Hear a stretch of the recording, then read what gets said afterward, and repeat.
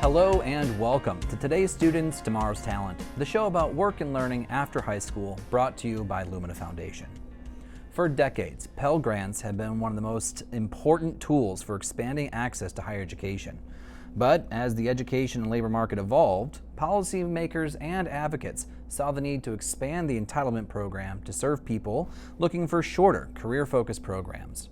And now, starting July 1st of this year, Workforce Pell will be made available to programs meeting new eligibility and return on investment standards, hopefully expanding access to many more Americans seeking the training they need to be successful in today's and tomorrow's economy. Now, this is not a new conversation. For many years, there have been discussions about short-term Pell, now called Workforce Pell. Legislation has been introduced several times. Rulemaking and reconciliation have been used to make some modifications over the years, but the introduction of Workforce Pell is a milestone in expanding student aid. With this comes a great deal of change. States are responsible for determining program eligibility, setting standards, and building new accountability processes. New data needs to be integrated to better tie earnings to training programs, and institutions must navigate how they might leverage Workforce Pell to create stackable pathways for people seeking to earn future credentials. I'm your host, Dakota Palicki, and today I'll be talking with two people who have been involved in this conversation for many years. Katie Berger, Lumina's Strategy Director for Federal Policy, and Kermit Kaleba, Lumina's Strategy Director for Credentials of Value, have been working on this topic since 2015. Before joining Lumina, both Katie and Kermit have been behind the scenes on Capitol Hill, working with community colleges, working with advocacy organizations to design this program from the ground up. Now at Lumina, they are charged with helping states and institutions to provide support and guidance as Workforce Pell launches. Let's get started. Well, Katie, Kermit, thanks so much for joining me today. Yeah. I'm glad you guys have it in the studio and safe trips in and all that. Yeah. Sounds like easy flights in. Yeah. Happy to be here. Yeah, we're chatting about Workforce Pell. Very exciting. Finally happened, and I know you both have had very long histories with this. I mean, Katie, how long have you been working on Workforce Pell? About 7 years now. Wow. 8 maybe. And you went through the House, the Senate, right? I mean, all through a lot of different folks. Tell us a little bit about your background of it. Yeah, so I started working on Workforce Pell issues back when I was at the Education Trust, which is a research and advocacy nonprofit. And at the time, Kermit actually very kindly invited us to participate in a small group conversation around how Title IV aid might be responsibly and equitably expanded to include more programs that are shorter than traditional Title IV programs. Not long after that, I started a role with the House Education and Labor Committee, working on higher ed issues for Bobby Scott, and Workforce Pell was definitely a priority of the chairmans, at the time chairmans, as well as a Virginia delegation colleague of his, Tim Kaine, who was over in the Senate. So we spent a lot of time working on Workforce Pell issues in the run-up to an attempt to reauthorize the Higher Education Act. Those conversations shifted to efforts I was involved in the Senate when we were working on the CHIPS and Science Act, when there were conversations around including Workforce Pell in that package. Up through when I did a stint at the Domestic Policy Council, we were still kind of talking about how do we get this done, what does this look like to do responsibly, to do in a way that protects students and ultimately helps advance, their economic and upward mobility. That brought me through to Lumina, where we're still working on Workforce Pell and saw it enacted into law, just last year, and now we're on the cusp of seeing it implemented for the first time on July 1. I'm just imagining you going from place to place in DC with the copy of legislation in your backpack. It's been following me around for a while. Wow. Yeah, that's for sure. I mean, Kermit, I know you were on the workforce side. You also kind of have history, yeah? Yeah, so I've been working on Workforce Pell probably for almost as long, probably longer a little bit than Katie is. So I started my involvement with this. I was working for a national nonprofit as the Federal Policy Director starting in 2015. And as part of our advocacy strategy, we engaged with a lot of community and technical college leaders, particularly those leaders who were doing workforce development programs. And so two things kind of happened. One was there was a piece of federal legislation that passed now almost 15 years ago that created what was called the TACT program. It's a long acronym, but it was dedicated grant funding for community colleges to develop workforce-oriented programs in partnership with industry, and then the decision by a couple of states, most notably Iowa and Virginia, to launch tuition assistance programs in their states that were specifically aimed at addressing the minimum time barrier or minimum time limit for Pell Grants. Was a little bit more on that. So the TACT grant gave money to community colleges to help develop industry-recognized programs. But one of the idiosyncrasies of the TACT program was that you couldn't use the money to pay for tuition assistance for students, except in very limited circumstances. And when we were talking to community and technical colleges, they said, we're designing programs. In many cases, they're 10 weeks, 8 weeks. They're really intensive, intended to get somebody into a job. But we can't actually get people into these programs because they can't afford to pay the tuition costs, even though we're being supported. Similarly, with the state programs, Virginia had what was called its Fast Forward program. Iowa had something called its Gap Tuition Assistance program. We were seeing the emergence of some state leaders who were seeing, again, community and technical colleges delivering high-quality short-term programs, but those programs weren't eligible under the old rules for Pell assistance, and as a result, they often weren't eligible for state assistance. And so, as an advocate, we chose to champion legislation, as Katie mentioned, that originated with Senator Kane from Virginia, where we thought this was a good and a useful idea to where there were programs that led to good outcomes. We shouldn't have time, an arbitrary time limit around that. And so we helped support some of the early versions of Workforce Pell, what was called the Jobs Act.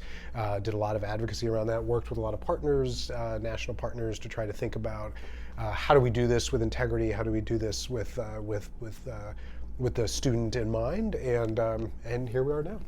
Yeah, I mean, it's a long journey, and I know folks who are in it are like, we're finally here.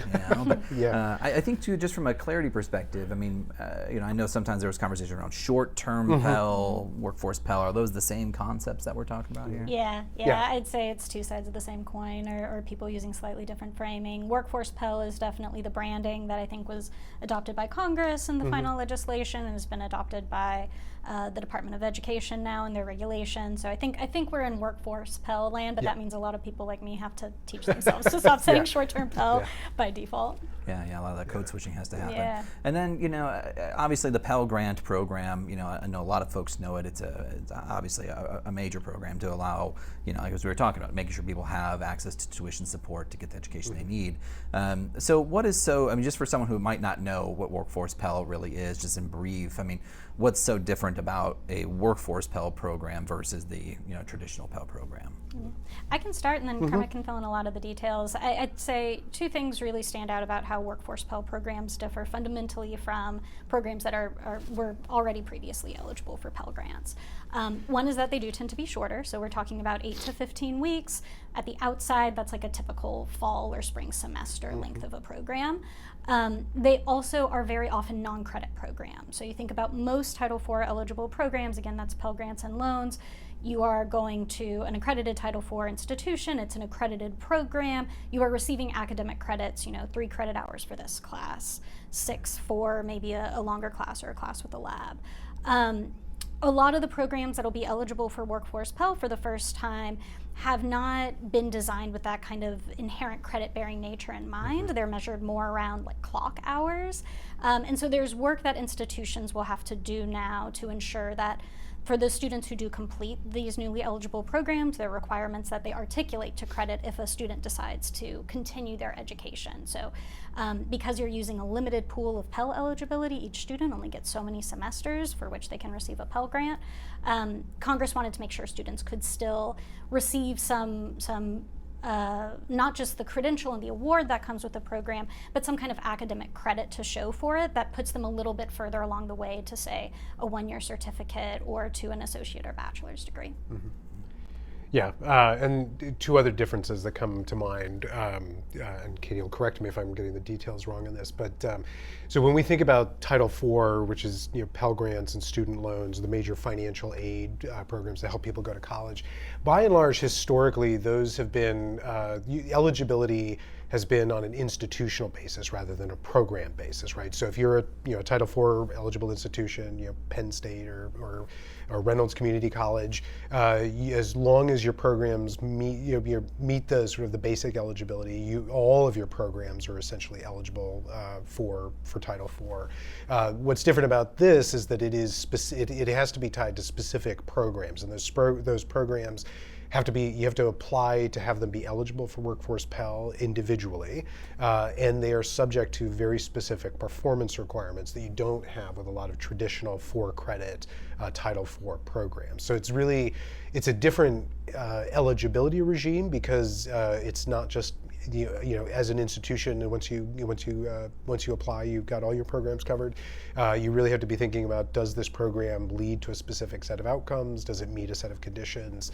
And that, as we'll talk about later in the podcast, is creating some real challenges for states and institutions, also some real opportunities. But it's a very different way of approaching Title IV aid. Mm-hmm.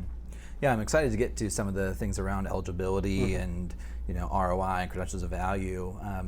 But I think, I guess I'm just curious about a couple other high-level things. I mean, I feel like we've been talking about the Higher Ed Authorization Act over and over and over again, and still waiting. And then here's, Workforce Pell again, kind of this long history. Is this typical for like higher ed federal legislation? Does it take us eons to get something done, entire careers of people just trading off the backpack? Yeah, I'd say this is increasingly the new normal when it comes to higher ed policy change. So, as you alluded to, the Higher Education Act, like a couple of longstanding statutes in the education space, were typically on a semi-regular reauthorization schedule. So by design, it was meant to be reauthorized every 10, maybe 15 years, and Congress did an okay job of that, although, there are other provisions in the law that make it kind of lower stakes. It's not like all the programs suddenly go away if you don't hit your deadline, and so Congress was often late on its own schedule. But we've been in a particularly long stretch since the last HEA reauthorization. That was back in 2008. If you're thinking about this as an every decade process, we are almost double the typical length. But there have been a number of pretty significant changes in the higher ed space despite the lack of a comprehensive reauthorization.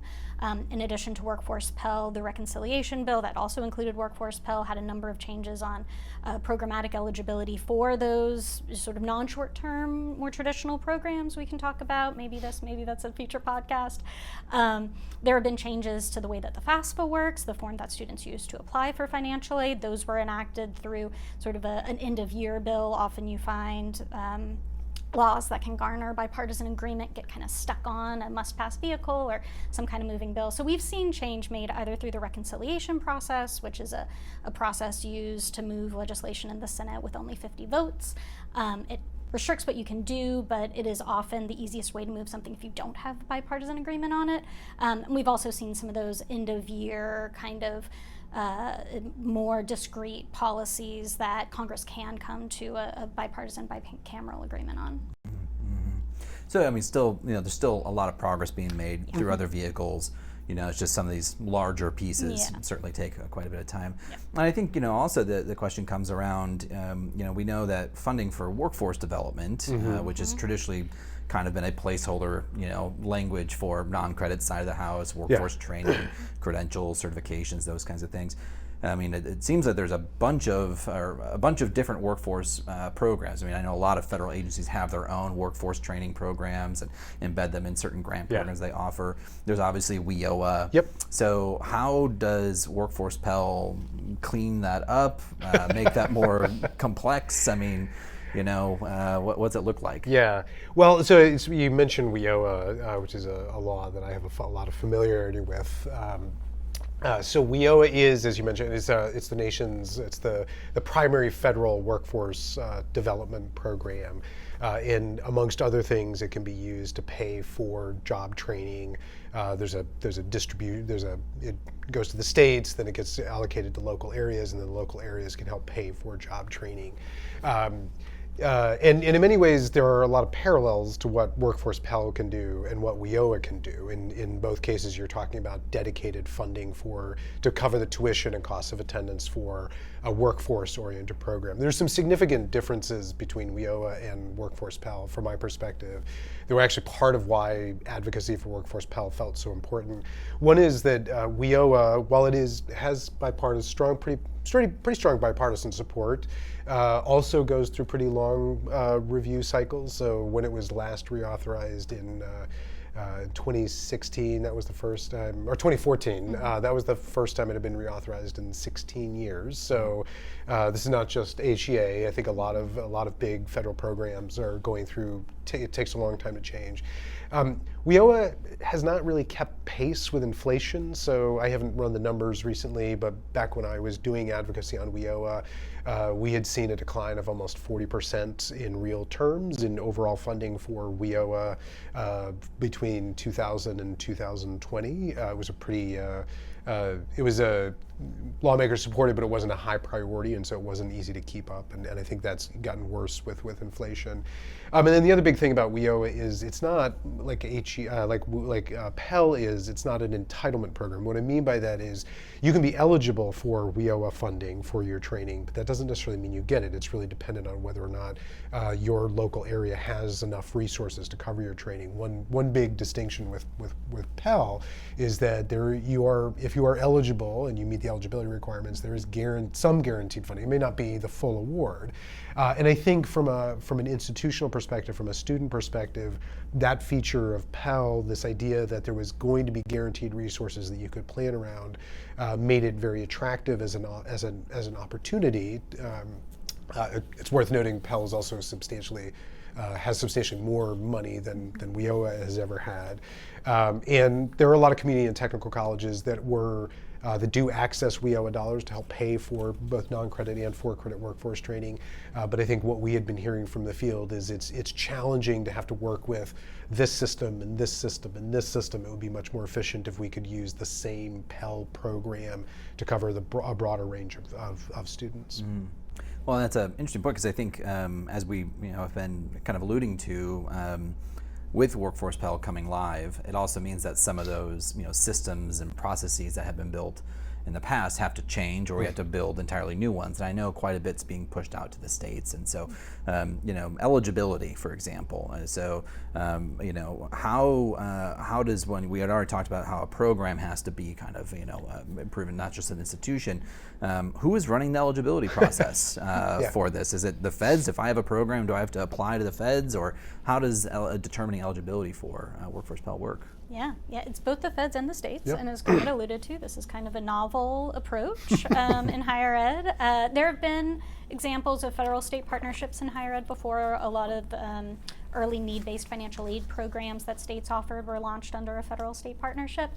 And there are other federal programs like WIOA, like many of the K-12 education funding streams that do operate sort of federal government to state, and states know how to interact with the feds for a lot of these programs. But this is new and different, in part because institutions will have to go to their state, the designated state agency. That may be the higher ed agency, it may be the workforce agency, maybe a different agency entirely, because states have to pick, the authority is technically seated with the governor.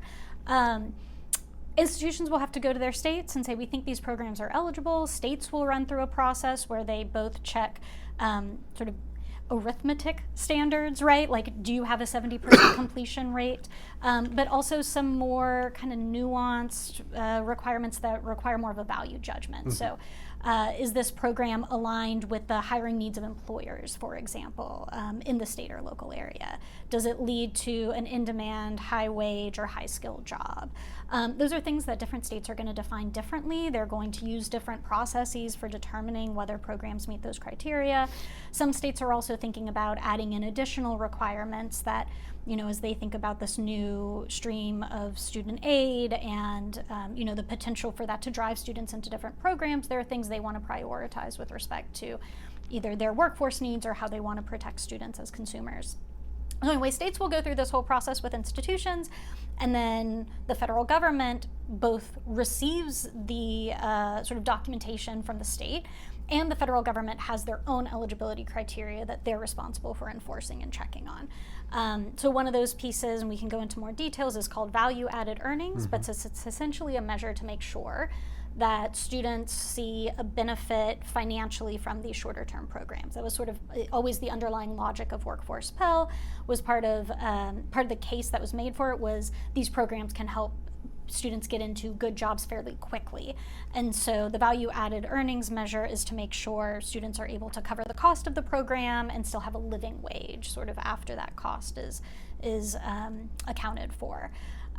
So that's something that the federal government will do. The federal government has much easier access to earnings information because it can engage in data sharing with other federal agencies. You know, the Department of Education can share data with Social Security Administration or the IRS.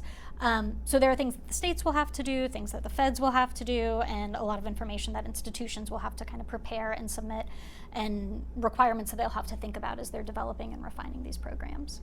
I'm sure you've both been talking to a lot of different state leaders as they've been ramping up and getting ready. I mean, how are some states approaching this? I mean, are there some states that are just gliding right on through and others struggling, or are we all kind of struggling with this? Yeah, so I'll give a couple of answers to this. One is, and I think I don't want to undersell the enormity of the task ahead of states in some cases. So one thing to remember is that these programs have not been eligible for Title IV, for Pell grants before.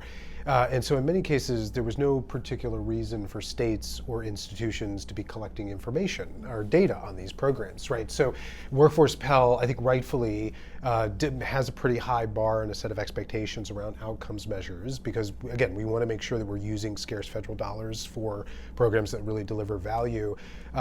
But if you're an institution and you weren't able to draw down federal aid for these programs before, you may not have data. And so there's a lot of work that states have to be doing to build the data infrastructure to be able to capture information on these programs. So what are the outcomes? How do we know what's in demand? How do we know what employers are looking for?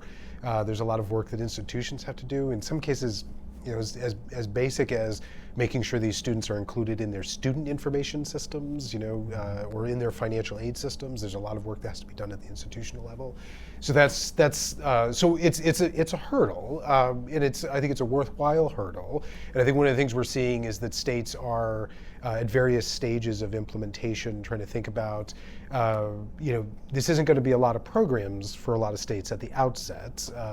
Only so many programs are going to qualify with the rules, the way that the programs were currently designed. That'll change over time.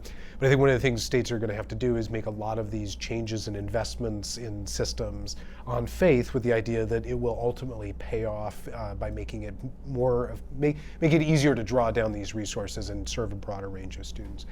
The other thing I'll say is, so in the decade or so that Katie and I have been working on this, I mentioned when I first started working on this, there were a couple of states that had sort of implemented relatively small programs. That landscape has really changed. We now estimate that there are 30 odd states that are spending upwards of $4 to $5 billion on dedicated investments for short-term credentials. But essentially, states got tired of waiting for Congress to act, and so they decided to implement their own programs. Many of them used the pandemic and the state funding that came down for higher education during the pandemic to pilot these programs and then converted them to state funding programs. And so I think the other thing that states are thinking about is how does Workforce Pell fit in my overall portfolio of investments in short-term credentials? If you're a state that was already spending, you know, $20, $30, $40 million in dedicated tuition assistance through state dollars, Workforce Pell may be helpful, but in many cases it's not actually as big as your state investment. And so there's big questions about do we align our outcomes measures with Workforce Pell? Do we have a different set of outcome measures that we want to use for state dollars? In many cases, states have already pretty robust and established outcomes measures. So there's a lot. What we're hearing from states is, first of all, it's different in every state given their specific landscape, but also just thinking about how do you. If you're doing this right, you're utilizing this moment to build stronger and more robust systems that impact not just eligibility for Workforce Pell, but more broadly how you're thinking about investing in these credentials. Well, and part of that too, that variance between states makes me wonder about how they're looking at quality programs in some determining what's eligible. I mean, obviously, we'll talk more about it, but the ROI, the kind of does this actually return a wage premium? I know is one key part of determining if a program is eligible for Workforce Pell. But have you seen states apply other quality level metrics or outcomes expectations that are not just financial earnings within states, or are we kind of, I know there's always some concern around, are these programs high quality, are they not, and obviously if they lead to a job, that's one direction, but is there high quality learning happening? We referenced stackability before. Have you seen states wrestle with any of the quality issues on eligibility?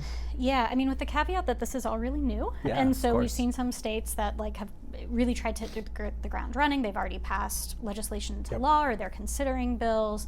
So I think a lot more of the details will be known over the course of the next several months and years.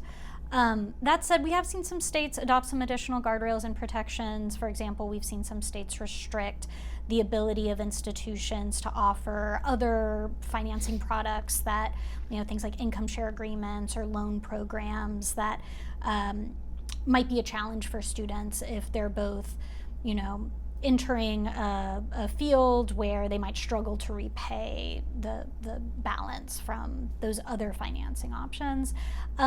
We've seen some states enact some transparency requirements, especially around if an institution is working with a vendor or a third party to offer portions of the program. Those are things that, there are already restrictions in the federal regulations. We've seen some states go a step further. I don't know if you've seen other examples. Yeah, I've seen, so I don't know if this rises to the legislative level, but certainly in terms of their planning, some states that we've talked to, again, because I mentioned a lot of the non-credit programs, the students, we weren't capturing data on them very well.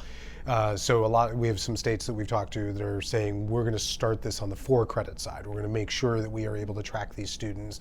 We're going to make sure that we're already reporting data on them, and then we will expand it out over time, but we're going to start on the for-credit side. I think there's also in the federal legislation, there is a requirement that these programs be stackable. That is, it's not a terminal credential that you can translate this into credit for further educational opportunities. And so some of the states that we've talked to, and again, this is not so much a legislative thing as it is a sort of a programmatic approach, they are really thinking about how do we operationalize that? So it's good if it's stackable on paper, but if we really wanted to see this happen, if we really want to see somebody get a short-term credential, work, and then get a new, move on to a degree or other form of credential, how do we make sure that we're supporting that? How do we make sure that it's actually happening? How do we evaluate whether or not it's working? And so I think what you're seeing is there's an eligibility threshold. And that much of that is being set by the feds, but there's a lot of decisions that come out of that eligibility threshold about how do you communicate and do outreach to students, how do you make them aware of this opportunity. Again, how do you make sure these opportunities are stackable? How are you making sure that employers are at the table? So things that aren't necessarily at the legislative level, but they're policy and practice decisions I think states are really wrestling with right now. And I think each state is going to come up with a kind of a slightly different version of what implementation looks like based on their unique circumstances. But I know a lot of states are thinking about if we already have these tools in some cases, how are we utilizing them to be as successful as possible? So if I'm a state leader, or I'm a state, let's just say, I have to come up with some new regimes around determining eligibility. I'm going to probably have to transform a lot of my data systems because, we might not have been tracking, short-term programs before, non-credit programs before. So I need to figure out earnings. I also need to figure out basic kind of enrollment flows and all these other things. And to get all that working out, there's the accountability side as well, not only in terms of coming up with accountability regimes, but then also the data systems required to do that. There's probably some, training required for some people, maybe some new coordinator jobs. My tally, my cash register here, the till is getting kind of big. Yeah. I mean, is there any provision or any of these dollars that go to states to help them build out all these new regimes? Is the juice worth the squeeze, for a state to do this? Yeah, so there's not a permanent funding stream for administration of these programs the way you might see. I think WIOA has some funds that can be used consistently by states to administer the programs. The Department of Education did use one of the competitive grant programs last year to award funds. It was a process, not everybody who applies gets the money, but some states did get some kind of startup dollars designed around helping them implement and be ready for Workforce Pell. But for the most part, no. The states have to sort of find a way to do this with their existing resources. Again, as Kermit said, sort of trusting that the funds will come as more programs become eligible and as students enroll in those programs. But it's not a light lift in terms of the state role in this program. And I'd particularly point to one eligibility requirement that we haven't talked about yet, which has to do with job placement. Yep. So it's not unheard of to have programs have to meet a job placement requirement either for accreditation or, for other eligibility purposes. But this particular Workforce Pell program eligibility requirement is different than the way that job placement has been measured in the past. So normally, when you measure job placement, you're either putting out a survey to your alumni, or maybe you're checking to see, did you have any earnings over the last couple quarters or over the course of this tax year. But a job is a job, and a job is a job, right, for the most part. The way that Workforce Pell sets their earnings or their job placement requirement is that it has to be employed in the field that the program is designed to prepare you for, or a comparable high skill, high wage, and demand field. So states actually have to be able to see, where did you end up after you completed this program? Part of the challenge with that is the best data source for this kind of information is in unemployment insurance records. And those typically tell you, who is your employer and what is your, they'll tell you who your employer is, but it does not necessarily tell you the occupation or the role that somebody's in. So you might know at a broad sense, this is a hospital, so it's the medical sector, but you don't know if that person is sort of a front desk or medical billing, or is doing X-ray tech kind of work. And so part of the change in this program is states are going to have to be able to get more granular information about the kinds of jobs that graduates go into, and that means they're actually going to have to fundamentally change those unemployment insurance records or other data sources that are more on the workforce or labor side. They get a little bit of extra time to do that. There's a longer runway, so they don't have to have that up and running immediately, but it will take some additional effort, and that's the kind of change that goes beyond just higher ed or just this discrete set of programs. Yeah. I think, though, and that's a great example, this getting to these enhanced wage records is a political lift, and there's a cost associated with it. But I think what I will say is, what I've been hearing from a lot of state leaders is that putting the costs aside, what Workforce Pell does create is an opportunity to be having discussions about. So what Katie's describing, enhanced wage records would be a good thing for a lot of things, not just for Workforce Pell. Being able to understand and track, not just for short-term programs, for all manner of programs. Did you end out in an occupation related to your training? Did you earn a certain set of wages? Those are things that we don't do a great job of right now in a lot of programs. And so I think that one way that states are thinking about this is that it's a little bit of a political moment to be having conversations about reforms that in many cases we kind of wanted to be making anyway. So we wanted to be able to track non-credit investments. We wanted to be able to understand where people are going. We want to see stackability happen. And so I think I think the states that are being really creative are the ones who are thinking about, how do I take what's really a kind of, on paper, a pretty small opportunity, but leverage this moment to move some big changes in how we do business that I think better aligns with where students want us to go, where policymakers want us to go, where institutions want to go, in terms of being able to really guarantee that there's a return on investment from your educational experience. Because as you know, we've been hearing more and more about the importance of being able to sort of show that there's going to be a result. And I think that again, Workforce Pell, by itself isn't going to be able to do that, but it does create an opening for conversations about how could we do this, and how do we think about leveraging this moment to make bigger changes in the system that may end up paying off more in the long run. Yeah, I mean, there's certainly the opportunity again to Yeah.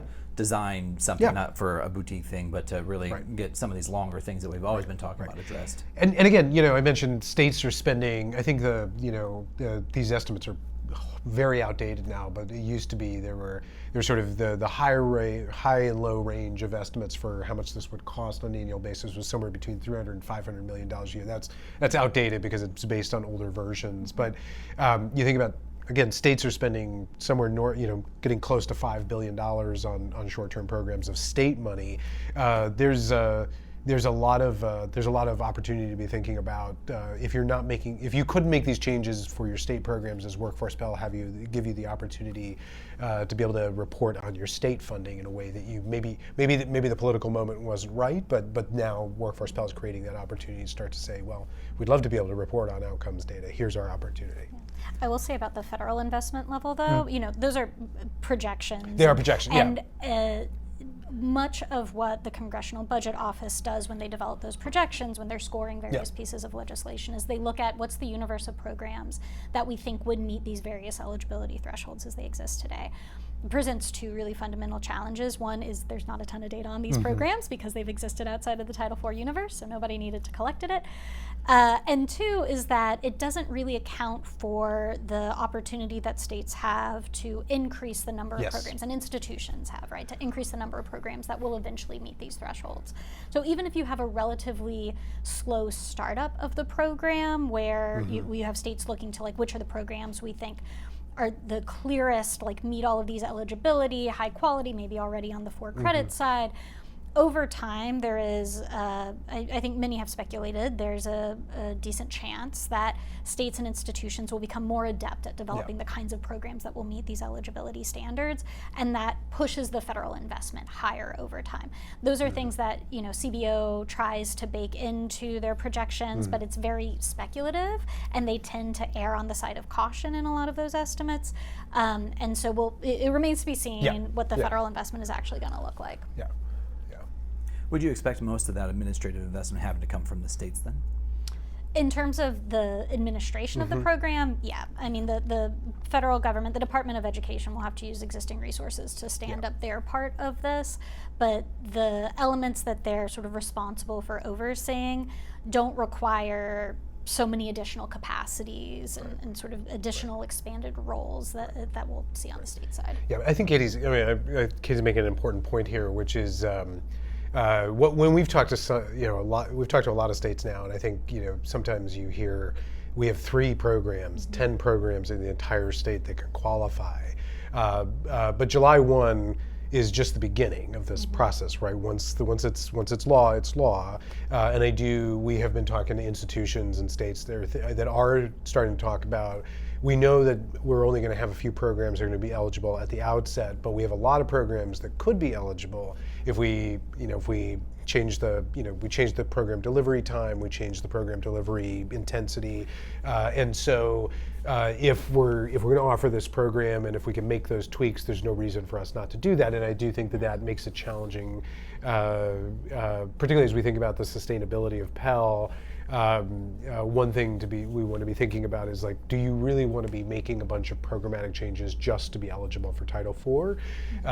Again, it shouldn't be what's driving your programmatic decisions. At the same time, we recognize that institutions want to make sure that students have the resources to pay for these programs. So I think that's going to be one of the things we're going to be watching over the next few years is, does this ramp up significantly over, or does it stay kind of a niche program? Well, I got to imagine part of that ramp-up conversation too is, well, who can be a provider? So Title IV historically has gone to kind of recognize higher education institutions, technical colleges, community colleges, and universities.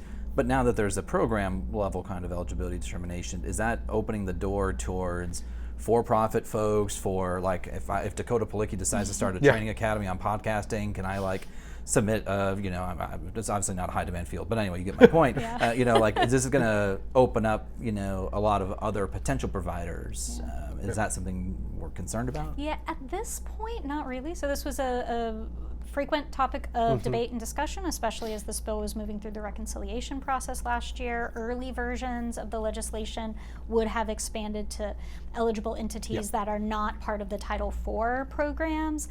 Those provisions were stripped out before the bill became law. And so we really are talking about the universe of institutions that already participate in the Pell Grant program and in student loans.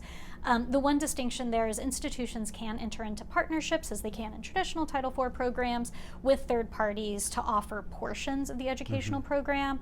That flexibility is really mostly reserved for providers involved in a registered apprenticeship program. So if you're offering a registered apprenticeship, for example, with a local union or an industry partner, there are opportunities for institutions to kind of share the load in the instructional work, especially if they're providing like a work-based learning opportunity.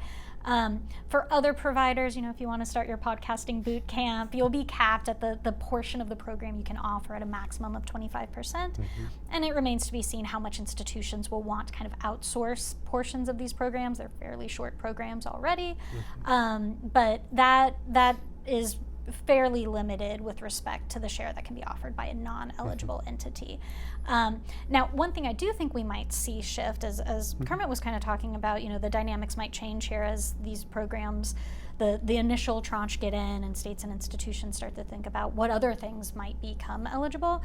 We've heard some four-year institutions interested in offering Workforce Pell eligible programs, and these are sometimes 4 years that have not really offered a ton on the non-credit side or in these shorter term type of programs. That's in part because the Workforce Pell legislation does make students eligible even if they already have a bachelor's degree. So you still have to qualify based on your financial circumstances, but if you do, you can get a Pell Grant, and typically once you get the BA, you're no longer eligible for Pell, with rare exceptions on the teacher prep side. And so this is another space where you might see a different set of institutions ultimately tapping into these funds than the institutions that are benefiting, for example, from the state programs that fund workforce-focused short-term programs. But we're not talking about a whole universe of non-Title IV providers. And I do think that's, I'm glad you mentioned the 4 years and the ability to get Workforce Pell if you have a bachelor's degree. I think historically, when people think about Workforce Pell, the universe of folks that we've historically been thinking of are low-income folks who've had difficulty getting into the labor market or sustaining in the labor market. But we know that short-term credentials have other purposes and other audiences. So we know there are a lot of workers who are potentially going to be impacted by AI or other economic shifts who may find that it is they don't want to go back to school for 2 years, 4 years, whatever, but they may benefit from a real quick course in AI or something like that. And I do think that that's something that I think I as an advocate didn't really think about that possibility all that much when we were first doing this, because again, we thought the universe of programs really was going to be these entry-level workforce programs. I suspect that is going to be something that we're going to have to kind of keep an eye on, is does this emerge as a sort of a continuing education model where current workers are upgrading their skills, using this as an opportunity to go back to school to enhance their career prospects. And that's not a bad thing by any stretch of the imagination, but it's different, I think, from what I think a lot of advocates and policymakers had originally envisioned as the goal of this program. And so it'll be interesting, and again, not a bad thing, but it is something we'll want to kind of keep an eye on. What is the profile of the person that was kind of originally intended to benefit from Workforce Pell? So I'll give the example. So Virginia's Fast Forward program was really kind of one of the first state versions of Workforce Pell, and I don't have the exact numbers in front of me, but their profile was the average age was mid-30s. And I think one really important fact was that the vast majority of people who were accessing Fast Forward had never attempted post-secondary education or hadn't attempted post-secondary education at any point in the last 3 years. The reason why I say that's important is I think we know there are 40 million plus individuals out there with some college but no degree. There are 50 million or so Americans who've never attempted post-secondary education.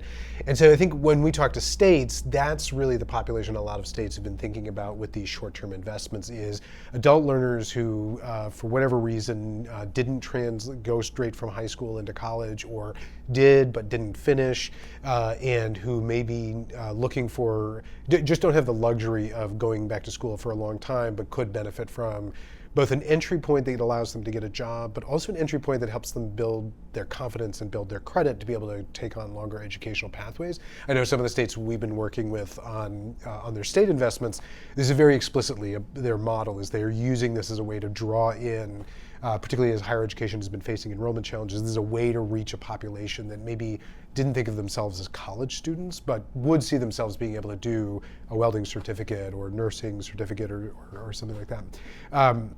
So that has been kind of historically, I think, as advocates have talked about this, that has been the profile, a recognition that adult learners are often excluded from traditional aid programs, or not able to as easily access those programs. And so this was a way of sort of thinking about how do you build the infrastructure to bring them in and help them be more successful. But I think, as you know, this is one of the things that's exciting and kind of terrifying about implementation, is you have in mind that one particular set of outcomes, but institutions and states are going to be thinking about what's the best use of these resources for us and our particular context. And so I think it would be foolish to try to predict 5 years from now what's going to happen. I mean, have advocates been concerned though around tracking? We do have some points in our history as a nation of saying, well, you met this certain profile, and so vocational training, workforce training is for you, and college is for these other people.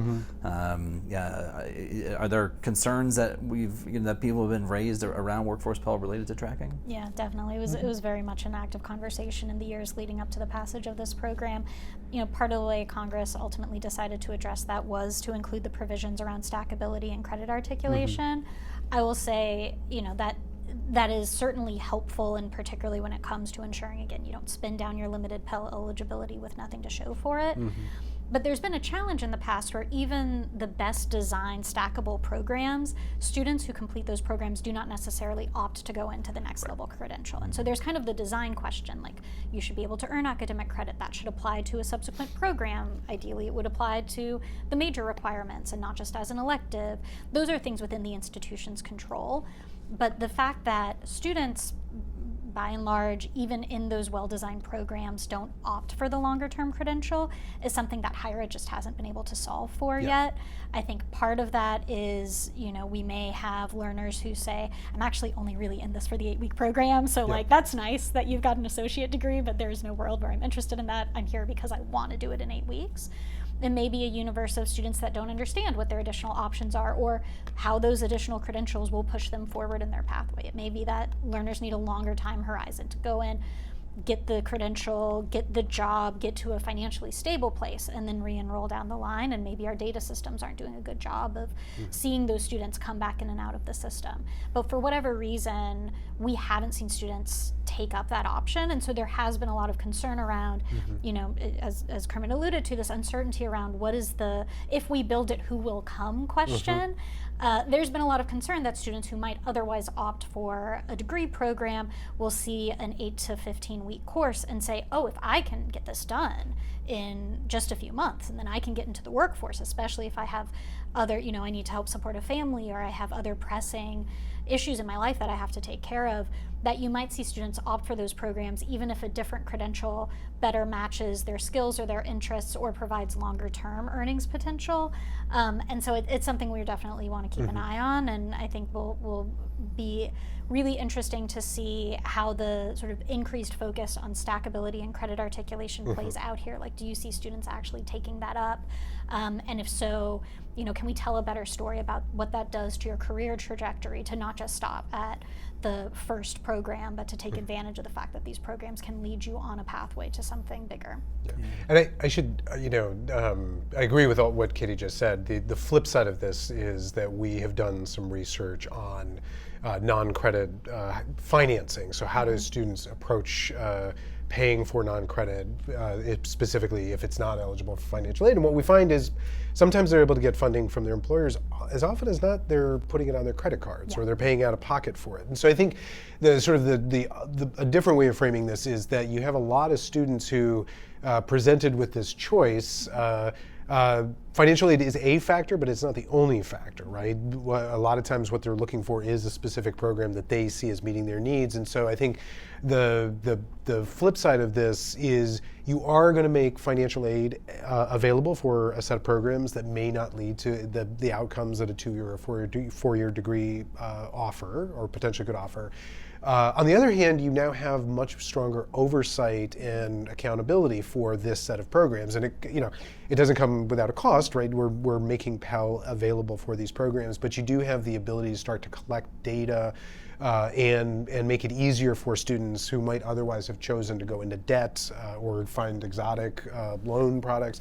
And I do think that that's from as we're thinking about tracking and thinking about student equity issues, that's both there's a glass half full, glass half empty, but I do think that's something that we have tended to historically, if that's your choice to go into a non-credit program, you're not our problem. And I think this does sort of more squarely say, no, you are a student, even if you choose a short-term non-credit program or even for-credit program.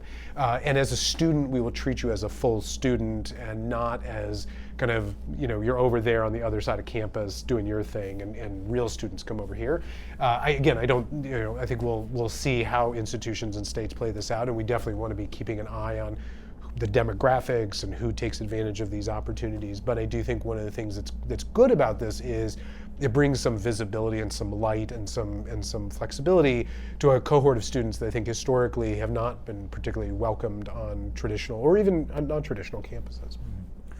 The phrase "exotic loan options" terrifies me. That's a real scary one. But I think this is really that's the reality is that we know that there are folks who are probably going to be diverted from a longer term pathway, but we also know that there are people who are choosing bad outcomes, and this doesn't necessarily prevent that, but it does mean we have a little bit more insight and a little more access, and hopefully have the opportunity to bring those folks in and give them a better opportunity than they might have had. Yeah, I mean, for me, I think at the crux of all this too is this ROI conversation. Yeah, and is the value-added earnings. Again, I'm curious, does each state get to kind of set what that ROI accountability metric is, and also how it's determined? I mean, you look at certain programs that the people who have been in the credentials of value space. You look at certain programs on degree programs, for example, and the time horizon to show a positive return on investment might be longer than maybe some other programs, and so that's. It's kind of like one of these things, like where do you put the, how far out do you put the measuring stick? Have you seen states wrestle with some of this? Yeah, so the way this policy works in the law is the Fed set a floor. So that is the value-added earnings requirement. It's essentially the cost of the program plus 150% of the federal poverty line for a single individual, and that amount is adjusted for geography. That's a lot of words, but essentially you take what is considered to be like livable wage, at least in theory. We can, quibble with, is 150% of the federal poverty line really livable in most places? But that is the threshold that Congress set. And then you add the cost of the program on top of it. And basically the programs need to produce graduates that earn at least that combined amount. The theory, again, being you make a living wage and you earn back the cost of the program. Now, in practice, that threshold is going to vary because there's an adjustment based on geography using federal data. States don't set that amount. It's Bureau of Labor Statistics data, but it does account for some of the different cost of living and potential wage differences in different geographies. The thing that states can do is they can set additional requirements. One of the major challenges with this value-added earnings requirement is there's a long lag between when programs are initially deemed eligible for Workforce Pell and when we can actually gauge compliance with the value-added earnings requirement. You think about it, you have to get students into the program, they have to complete the program, they have to go work because of the federal earnings data that are being used. They have to work for a full calendar year so that we can get their tax information. You have to wait for them to have filed taxes, and then the Department of Education has to run over to another agency and say, please, can you tell me what these people made? Not on an individual basis, but on a sort of cohort aggregate basis. So that's a long lag. So we've seen some states start to think about, are there things that we can look at in the meantime? Are there data sources that we can pull from, or can we even just evaluate, what do people going into these fields typically earn? And do we think that given what this program costs and, what the value added earnings metric is going to be in several years, do we think these programs are likely to be eligible? I forget which state it is, but someone put in their law too that programs have to lead to a wage of at least 150% of the federal poverty line. That's already baked into the value-added earnings requirement, but you could make that number higher. You could say, okay, we're going to measure value-added earnings in the first full tax year after you complete the program, but we're also going to measure 3 years later or 5 years later. That is all theoretically within a state's purview. I haven't seen states do that yet, but again, we're still pretty early stages here, and I think there's going to be a really interesting moment of truth 4-ish years from now when those first value-added earnings metrics start to come in, where we're going to see, did states grant eligibility to a lot of programs that ultimately couldn't meet that bar? And if so, what kind of disruption does that cause? And that may get states to think more critically about, all right, do we need to step in and now set some interim metrics to cover this period in which there's a lag for new program eligibility? And you sort of alluded to this in your question, Dakota. So Workforce Pell has these outcomes metrics, and as Katie says, they're the feds sort of set the rule. You can make some adjustments around, you can add to it. But of course, states, as you mentioned, many of them have been developing their own credential of value definitions for a variety of reasons. And so I think that's the other thing that's going to be really kind of interesting to watch is what do states do with programs that don't meet the federal eligibility definition but do meet the state definition. A good example of this we're running into as part of our Future Ready States initiative. There are a number of jobs out there that you can get with a short-term credential. They don't pay particularly well, but they are seen as socially necessary. So thinking about home health aide and early childhood and truck driving. And I think one of the big questions states are really asking, we're wrestling with even before this is, what do we do with those programs? We want to make sure that we're serving our full community. We're here to serve our students. We're also here to serve employers. And so I think states have been really wrestling with different dimensions of do we have a different threshold, different wage threshold, different time horizon on which we're measuring? Do we create exceptions under certain categories? And so I think you're going to see that certainly Workforce Pell is a set of metrics that you have to measure, but as far as I can see, states are not stopping with developing their own state perspective on what is a credential of value. And you also, in many cases, they're thinking about trying to build unified credential of value definitions, which means it applies to both adult learners in the higher ed system and to K-12 systems. And so there's a really robust discussion at the state level about a credential of value for North Carolina or for Montana may be different from what Workforce Pell says, and there can be arguments for why you do that. And so I think it'll be interesting to see those starting to develop over time. So, for lack of a better word, I guess this kind of starts in July 1. Yep. Is that right? Ta-da, here it is. Everyone's eligibility, figuring it out. As you look over the next year or so, what are you excited about? What are you looking forward to, and what's the real opportunity here? I mean, obviously there's an opportunity to get many, many more people the education and training they need to be successful in today's economy. But beyond that, what else are we excited about? What are you excited about? Yeah, well, not to out myself as a huge nerd, I am excited about enhanced wage records. Job placement data historically has been pretty unreliable to the point of being unusable in some circumstances, and occupation-specific job placement is like kind of a white whale of higher ed outcomes. So the fact that it'll take some time, and hopefully this all happens as planned and as designed, but that's a pretty big opportunity, not just for these Workforce Pell programs, but for a larger set of post-secondary opportunities.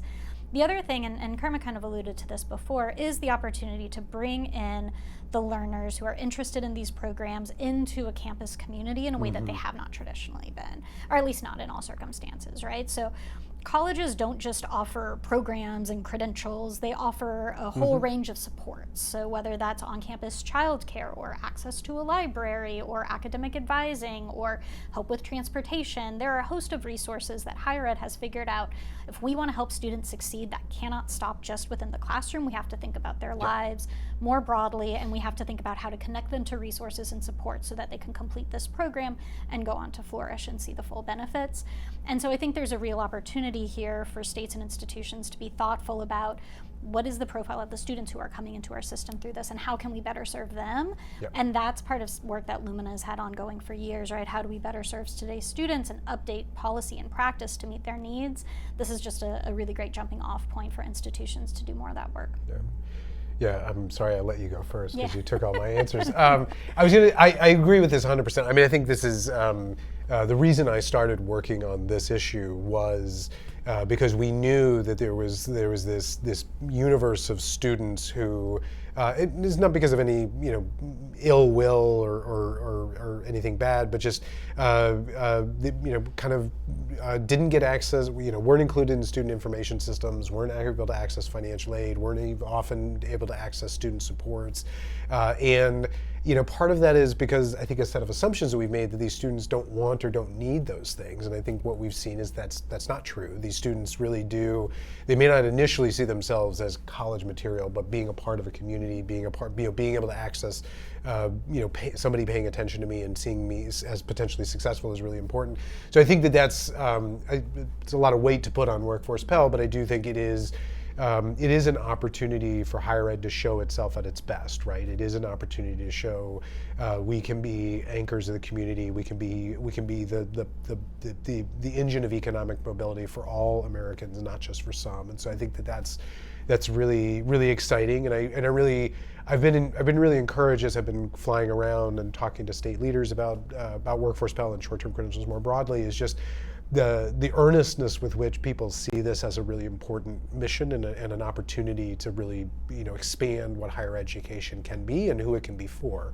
I also am excited about enhanced wage records, but I think more broadly, I don't know if this is excited, but I do think we're starting to see this sort of transition. I think higher ed, it really is, we are shifting to an outcomes-based model. People have expectations about what higher education can deliver, and Workforce Pell, as I say, it's a small, on paper it's a small program, but the kinds of changes it's forcing states to make in terms of thinking about how do you track students, how do you track labor market outcomes, how do you track at the program level, not just at the institutional level. These are things that I think society is going to be asking higher education to be able to do across all of its offerings moving forward. And so there's a good opportunity to be working to sort of figure out how we do that more effectively as we start to think about expanding. And Katie mentioned there were other changes in the One Big Beautiful Bill Act around outcomes requirements for programs, for loan purposes. I think we're sort of moving in that direction, and whether you think that's a good direction or not, this is a good opportunity to kind of see how well can we do this. Because historically we haven't always done a great job of being able to say, this is, if you do this, you will get this. And so I'm excited to see how states and the feds and institutions step up in this moment. And higher education is full of problem solvers, and so it's been great to see people who are really getting geeked out about stuff like enhanced wage records, and this is the opportunity we've been looking for. So that's what I find very exciting about this moment. Well, Katie, Kermit, thanks so much for Yeah. spending some time with me today, and I'm looking forward to continuing our conversation as we see what states and institutions do with all this Yeah. opportunity. It's going to be a great time. Yeah, thanks, Dakota. While there's still a lot to figure out when it comes to implementing Workforce Pell, I'd say a few things are clear. First, while there may be a small number of programs available in this first year, there's clear potential for scaling effective, short-term training programs aligned to labor demand. We need to be mindful of how regulation and accountability will shift over time to make sure that what is scaled is also high quality and leads to long-term prosperity and not simply short-term wage gains. Second, as our higher education system moves even further to an outcomes-based model of operation, we need to thoughtfully approach how outcomes are measured, especially when it comes to program authorization. Yes, Americans want to see value returned for them for the time, the money, the effort they put into these training programs. But value is not an easy thing to calculate, and our current measurement and accountability systems might not be up to the task. This is an area where a continuous improvement approach is warranted, an approach, though, that is not always politically desirable. And finally, Workforce Pell is an opportunity for our country to fundamentally reconnect the higher education and workforce training systems together. These two systems have been fragmented for too long. And now that states are responsible for establishing new eligibility, authorization, and accountability schemes, there's a real opportunity to redesign data systems, student pathways, instruction, and public policy. We should keep careful eye on what states are doing, encourage them to design and test what works in their contexts, and share what works and what doesn't work broadly over the next 3 to 5 years so we can all build a stronger nation. That's all the time we have for today. My thanks to Katie and Kermit for joining me for this conversation. Our show is produced by Mike Jensen and me, Dakota Pulicki, with support from Matthew Jenkins and Amy Bartner. Deborah Humphreys and Kevin Corcoran provide leadership for Lumina strategic engagement efforts. As always, if you have an idea for an upcoming show, drop us a line at luminafoundation.org. We'll see you next time.